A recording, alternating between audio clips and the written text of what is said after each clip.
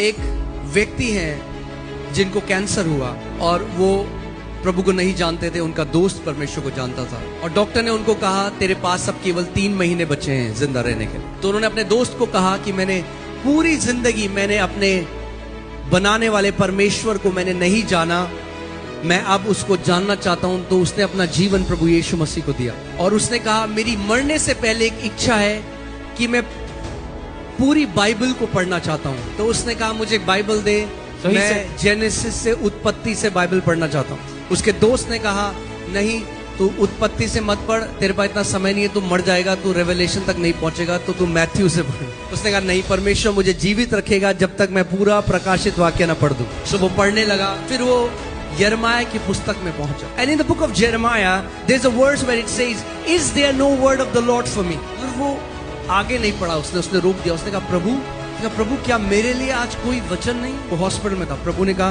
तू बाहर जा पार्किंग में। और वो बाहर गया और एक व्यक्ति वहां पे गाड़ी में आया और उस व्यक्ति ने उनको कहा परमेश्वर ने मेरे मन में एक वचन आपके लिए डाला है। और उन्होंने कहा आइजाया 53:5। ये जो व्यक्ति था ये चिल्लाने लगा, मुझे परमेश्वर का वचन मिल गया। ये गया, इसने अपनी बाइबल में वो वचन हाईलाइट किया और इसने और ये अब बोलने लगा उसके कोड़े खाने से मैं चंगा हो चुका हूँ। तो डॉक्टर ने कहा ठीक है तुम्हारा टेस्ट करते हैं। टेस्ट किया गया, पता चला कैंसर और फैल गया शरीर में। देख रिपोर्ट में लिखा है। उसने कहा रिपोर्ट में लिखा हो चाहे ना लिखा हो, वचन कहता है उसके कोड़े खाने से मैं चंगा हो चुका हूँ। वो सुबह शाम इस वचन पे मनन करता, इसकी घोषणा करता। उसे डॉक्टर को कहा मुझे डिस्चार्ज कर दो। डॉक्टर ने कहा तू 1 महीने में मर जाएगा। उसने कहा कोई बात नहीं। वो डिस्चार्ज लेकर घर चला गया। 1 महीना हो गया नहीं मरा, वचन की घोषणा करता रहा। 2 महीने हो गए नहीं मरा,